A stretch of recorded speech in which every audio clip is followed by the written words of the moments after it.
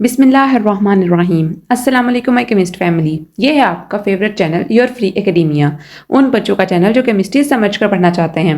रट्टे वालों के लिए है कोई और चैनल। सब बोलें 10 time my passion my chemistry.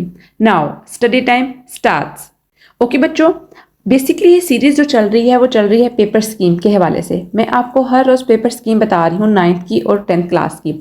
9th class की जो पेपर स्कीम है साइंस सब्जेक्ट्स की फिजिक्स, बायोलॉजी और केमिस्ट्री वो कंप्लीट हो चुकी है, जबकि 10th की सिर्फ और सिर्फ मैंने अभी केमिस्ट्री की दी है। तो मैंने सोचा है कि क्यों ना हम अपनी न्यू बुक को स्टार्ट करने से पहले मैं आपको सारी की सारी पेपर स्कीम दे दूँ ताकि आप अपनी तैयारी जो है उस पेपर स्कीम के मुताबिक करो। आज हम देखेंगे पेयरिंग स्कीम फिजिक्स के हवाले से। तो बच्चों लेक्चर स्टार्ट करते हैं। लेक्चर स्टार्ट करने से पहले मैं आप सबसे रिक्वेस्ट करती हूँ कि वीडियो को लाइक करें, एक अच्छा सा कमेंट करें, चैनल को लाजमी सब्सक्राइब करें और बेल आइकन को भी प्रेस करें ताकि नई आने वाली वीडियो अब तक फौरन पहुंच जाए।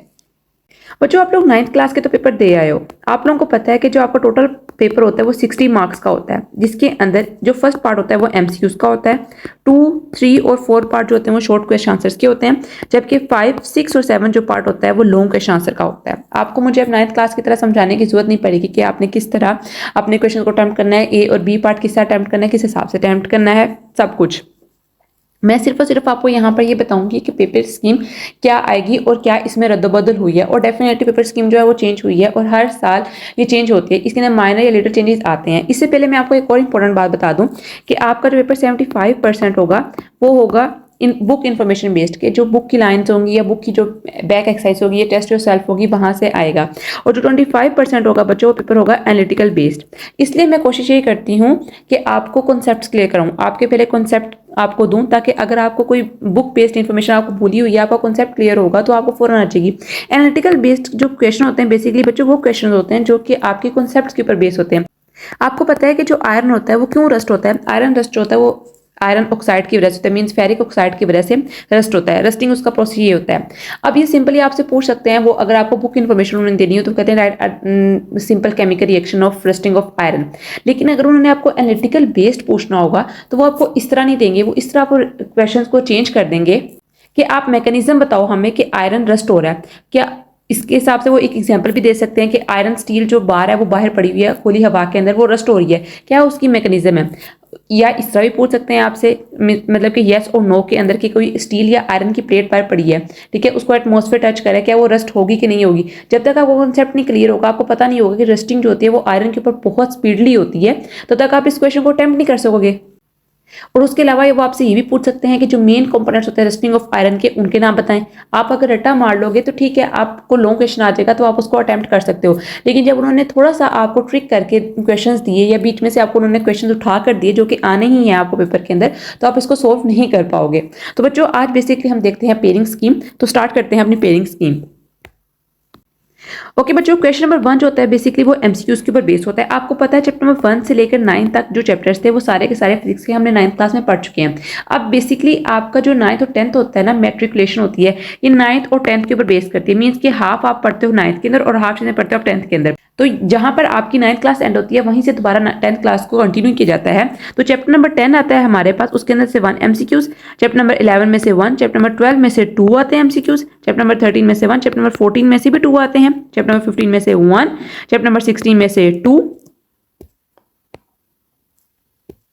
चैप्टर नंबर 17 में से 1, जबकि चैप्टर नंबर 18 में से 1। इन सब में से 1 आएंगे। आपने सिर्फ इतना याद रखना है कि चैप्टर नंबर 12, 14 और 16 को आपने बहुत ज़्यादा प्रेफरेंस देनी है। क्यों देनी है? क्योंकि इसके अंदर एमसीक्यूज जो हैं वो ज़्यादा आएंगे। जाहिर बात है जिसमें से एमसीक्यू ज़्यादा आएंगे तो आपको ज़्यादा मार्क्स गेन करने का मौका मिल जाएगा। मैं बार बार आपको यही कहती हूँ कि आप ठीक है एंड पॉइंट पर खुदा ना खास्ता कोई मिसअप हो रहा है, आपसे पूरे चैप्टर तैयार नहीं हो रहे, तो आप पेयरिंग के हिसाब से चैप्टर इस तरह तैयार कर लो। लेकिन मैं ये सजेस्ट करूँगी कि आप इतना मार्जिन रखो, मीन्स कि आप जब आपका पेपर स्टार्ट हो तो उससे 1 महीना पहले या 1 मंथ पहले आप लोग क्या करो, अच्छी तरह अपनी पूरी बुक तैयार कर लो, ठीक है, ताकि अगर कोई आपको क्वेश्चन नहीं आ रहा तो आपका जो प्रीवियस बेस नॉलेज है उसके अकॉर्डिंग आप अपने क्वेश्चन सोल्व कर सको। तो आपने पूरी बुक इंशाल्लाह तैयार करके जानी है। ये नहीं सोचना कि पेयरिंग के मुताबिक कर लेंगे, कि पेयरिंग के मुताबिक नहीं करेंगे। शॉर्ट टर्म ट्रिक्स के पास नहीं जाना है। अगर आप शॉर्ट टर्म ट्रिक्स को अभी अप्लाई करना स्टार्ट कर दोगे तो आपको एफएससी क्लियर करना बहुत मुश्किल हो जाएगी। आपने कोशिश ये करनी है, आपके पास टाइम बहुत ज़्यादा बच्चों, आपने कोशिश यही करनी है कि आपके पास आपकी पूरी बुक तैयार हो और आपको कोई भी क्वेश्चन आपको सोचने का मौका भी ना मिले। आप थर्ड क्वेश्चन की तरफ जाओ ना, आपको जो रो बाय रो सारे क्वेश्चन आए वो आपको आते हो, ठीक है बच्चों। Prepare yourself for the best. अब हम देखते हैं बच्चों क्वेश्चन नंबर 2 जो कि शॉर्ट क्वेश्चन आंसर्स के ऊपर होता है। अब देखो शॉर्ट क्वेश्चन आंसर के ऊपर भी सेम जिस तरह 9th की फिजिक्स के बारे में मैंने आपको बताया था कि 3 पार्ट्स के ऊपर आपका शॉर्ट क्वेश्चन बन रहा है, चैप्टर नंबर 10, 13 और 14। 10 में से 3 शॉर्ट क्वेश्चन आंसर आएंगे, 13 में से भी 3 क्वेश्चन आएंगे, जबकि 14 में से 2 क्वेश्चन आएंगे। टोटल आपके पास 8 क्वेश्चन बनते हैं, जिसमें से आपने 5 अटेम्प्ट करने होते हैं, जबकि 3 की चॉइस होती है। अब जो आपने 5 अटेम्प्ट करने ना बच्चों, उसमें से 2 मार्क्स का हर एक क्वेश्चन होगा और उसके टोटल मार्क्स होंगे 10। मैं आपको दोबारा ये बात क्लियर कर देती हूँ कि अगर उन्होंने कहा है कि आपने 5 क्वेश्चन अटेम्प्ट करने हैं, तो मैं आपको यही प्रेफर करूंगी, यही सजेस्ट करूंगी कि आपने एटलीस्ट 6 to 7 क्वेश्चन अटेम्प्ट करने हैं। पेपर इतना लंबा नहीं होता है, आपने बस टाइम मैनेजमेंट को ही सीखना है, ठीक है। और टाइम मैनेजमेंट कब होगी? जब आप इसकी प्रैक्टिस करोगे। पहले से ही पेपर जब आपकी पूरी बुक तैयार हो जाए, आप उसको इस तरह याद कर लो। तो मैं आपको खुद पेपर आपके शेयर करूंगी, मीन्स की खुद बना के पेपर शेयर करूंगी, जिसके अंदर आप अपना टाइम लिमिट सेट करोगे और उसके अकॉर्डिंग आप घर बैठ कर पेपर सॉल्व करोगे और खुद ब खुद चेक करोगे। सेम बच्चों, अगर हम क्वेश्चन नंबर 3 की बात करें, वो भी शॉर्ट क्वेश्चन आंसर के ऊपर होता है। उसके चैप्टर आते हैं 11, 17 और 18। 11 में से भी 3 शॉर्ट क्वेश्चन आंसर आएंगे, 17 में से भी 3 शॉर्ट क्वेश्चन आंसर आएंगे और चैप्टर नंबर 18 में से 2 शॉर्ट क्वेश्चन आंसर आएंगे। सेम पैटर्न वही है कि आपके पास टोटल 8 क्वेश्चन होंगे, जिसमें से आपने कितने अटेम्प्ट करने हैं?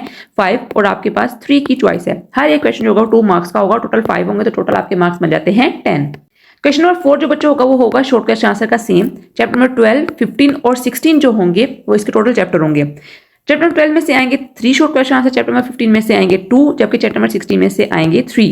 हर एक में से आपने ये करना है 5 क्वेश्चन ही अटेम्प्ट करने हैं और आपको 3 क्वेश्चन की जो होगी वो चॉइस होगी। ओके बच्चों, अब आया है हमारे पास क्वेश्चन नंबर 5 जो कि लॉन्ग क्वेश्चन आंसर का है। इसको बहुत गौर से समझना है आपको बच्चों।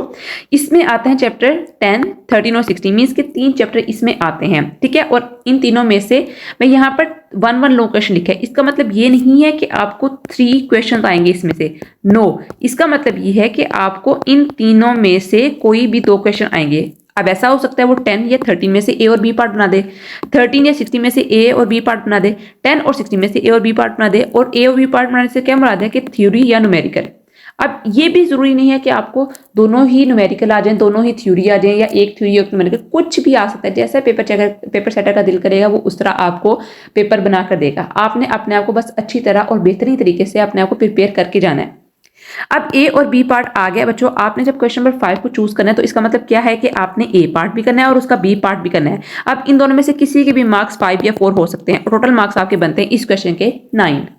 अगर बच्चों हम देखें क्वेश्चन नंबर 6 को, क्वेश्चन नंबर 6 भी 3 चैप्टर्स के ऊपर मुश्तमिल होता है, चैप्टर नंबर 11, 17 और 18। इसमें से भी तीनों में से एक लॉन्ग आना है और हर एक जो क्वेश्चन होगा हमारे पास वो 5 या 4 मार्क्स के ऊपर बेस करता होगा। टोटल मार्क्स होंगे आपके 9। हर एक लॉन्ग क्वेश्चन का पैटर्न सेम है। जिस तरह शॉर्ट क्वेश्चन आंसर के तीनों पैटर्न सेम है, सेम इस तरह लॉन्ग क्वेश्चन का भी पैटर्न सेम ही है कि आपको एक क्वेश्चन 6 के अंदर जैसे आ रहा है 3 चैप्टर इंक्लूड हो रहे हैं और इन 3 चैप्टर में से ए और बी पार्ट बनेगा।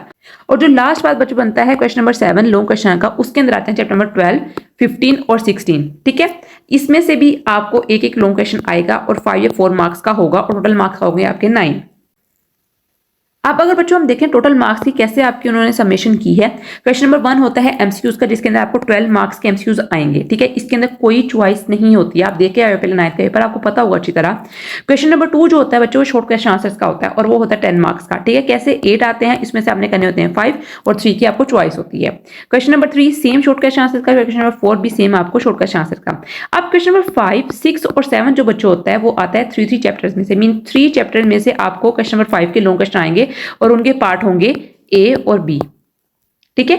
अब ए में से थ्योरी दे सकते हैं, ए में न्यूमेरिकल दे सकता है, बी में थ्योरी दे सकता है, बी में न्यूमेरिकल दे सकता है। What ever the paper setter will like he will give you, ठीक है। आपने हर तरह अपने आप को प्रिपेयर बेहतरीन तरीके से करके जाना है, ठीक है। क्वेश्चन नंबर 6 के अंदर भी यही होगा, क्वेश्चन नंबर 7 के अंदर भी यही होगा। यहाँ पर मैंने एनी 2 इसलिए लिखा है बच्चों क्योंकि आपको पता है कि क्वेश्चन नंबर 5 और 6 ये दोनों 9 मार्क्स के हैं और टोटल मार्क्स बनते हैं इसके 18। अगर आप इसको डाल रहे हो क्वेश्चन नंबर 7 को भी साथ, तो आपके टोटल मार्क्स बन जाते हैं 69, जो कि पॉसिबल नहीं है, ठीक है। आपने क्या करना है, सिर्फ और सिर्फ 2 पार्ट इसके सिलेक्ट करने हैं। मीन्स कि अगर आपको लॉन्ग क्वेश्चन आ गया तो आपने क्वेश्चन नंबर 5 उठाना है या फिर क्वेश्चन नंबर 6 उठाना है। अब क्वेश्चन नंबर 5 और क्वेश्चन नंबर 6 उठाने का मकसद क्या है कि इसके ए और बी पार्ट को भी सोल्व करना है। मुझे पता है कि आप लोगों को ये चीजें पता है, आई नो कि आप पेपर देख के आए हो, लेकिन मैं आपको सारा कुछ ये कॉल करवा रही हूँ, ठीक है।